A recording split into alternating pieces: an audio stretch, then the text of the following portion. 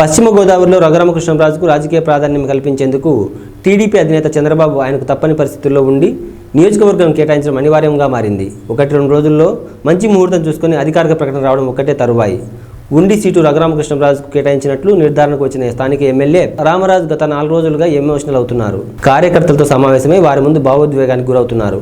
వారి సూచనలు వింటున్నారు. తన కుటుంబ సభ్యులు కూడా ఎట్టి పరిస్థితుల్లో ఉండిలో పోటీకి నిలబడి తీరాలని కోరుకుంటున్నారని తాజాగా రామరాజు ప్రకటించారు. ఆయనకు టికెట్ మార్చకూడని అభిమానులు ఆమరణ నిరాహార దీక్షకు కూడా పూనుకున్నారు. ఇప్పటికే టీడీపీ టికెట్ రాక భంగపడ్డ మాజీ ఎమ్మెల్యే శివరామరాజు అయితే ఇప్పటికే స్వతంత్ర అభ్యర్థిగా వెనక్కి తిరిగి చూడకుండా ప్రచారంలో దూసుకుపోతున్నారు. అయితే ఇప్పటి వరకు రామరాజు కోసం చంద్రబాబు తనను దూరంగా పెట్టారని బాధపడిన శివరామరాజు ఇప్పుడు ఆ టికెట్ ఎంపీ రఘురామకు కేటాయిస్తుండడంతో కార్యకర్తల అభిమానులు ప్రజలు కోపాగ్రహాలకు లోనయ్యారు.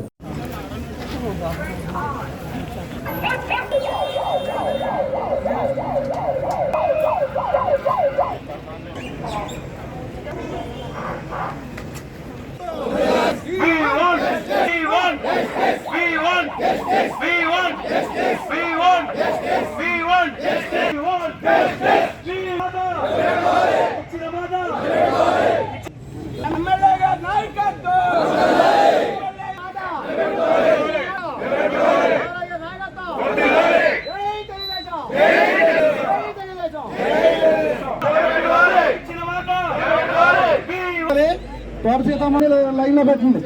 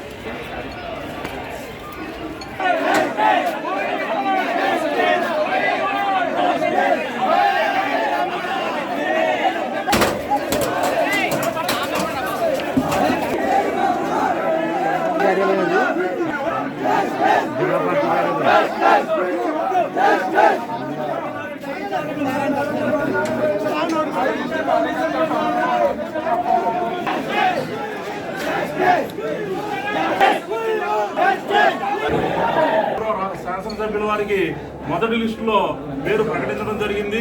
అయినప్పటికీ కూడా గత 4 రోజుల నుంచి ప్రచార మాధ్యమాల్లో రామరాజు గారి పేరుని కాదని వేరొక పేరు ప్రచార మాధ్యమాల్లో రావడం జరుగుతుంది.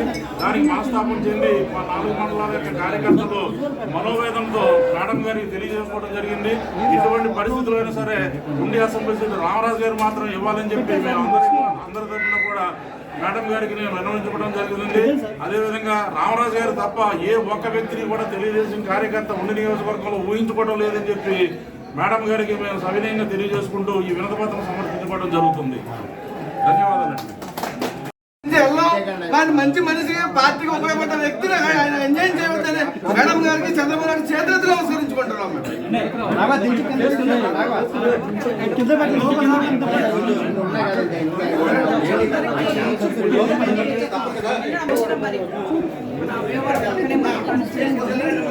ఉండిలో ఉన్న ఎమ్మెల్యే రామరాజు గారు 4 మండలాల నుంచి అలాగే క్లస్టరు యూనిట్ ప్రతి ఒక్కరు కార్యకర్త లీడర్స్ కూడా ఇక్కడ రావడం జరిగింది. ఎందుకంటే ఆయనకి టికెట్ లేదు అనేది ఒకటి రావడంతో అందరూ కూడా చాలా మనస్తాపం చెంది ఈ రోజున మరి ఇక్కడ రావడం జరిగింది. మీరందరూ కూడా ఎవరు ఆందోళన చెందొద్దు. ఎందుకంటే ఒక ఎమ్మెల్యేగా పనిచేసి ప్రజల్లో ఉన్న మనిషికి మళ్ళీ ఆ స్థానం లేదంటే ఎవరికైనా బాధపడటం సహజం. అదే పరిస్థితి ఈరోజు మన కార్యకర్తల్లో కానీ నాయకుల్లో కానీ కనపడుతున్న నియోజకవర్గం నుంచి చాలా పెద్ద ఎత్తున ఇక్కడ రావడం జరిగింది. వీరందరూ ఎవరో తీసుకెళ్ళడం జరుగుతుంది. అలాగే మన తప్పనిసరిగా మనకి న్యాయం ఉండి కాన్స్టిట్యున్సీ న్యాయం జరుగుద్ది అని నేను తప్పనిసరిగా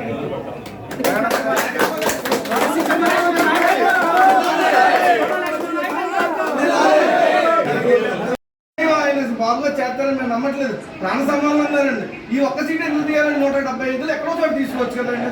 కొన్ని ఏ రాజ్యసభ ఇచ్చుకుని ఆయన మినిస్టర్ చేసుకోవచ్చు కదండి. ఇవాళ మా రామరాజు గారికి అన్యాయం చేస్తే మేము తట్టుకునే స్థితిలో లేవమ్మా. మా మనసు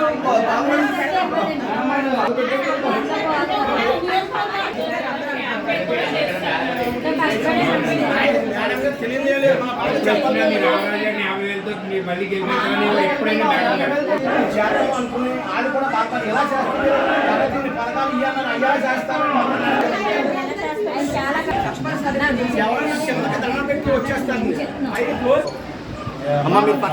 ఎమ్మెల్యే 100 మంది ఉన్నారు. 21 మంది కూడా సిట్టింగ్ ఎమ్మెల్యేలకు ఇస్తాను హామీ ఇచ్చారు. ఆ హామీ ప్రకారం ఫస్ట్ లిస్ట్లో మనకు కూడా ఉండిపోవడం ఇవ్వడం జరిగింది.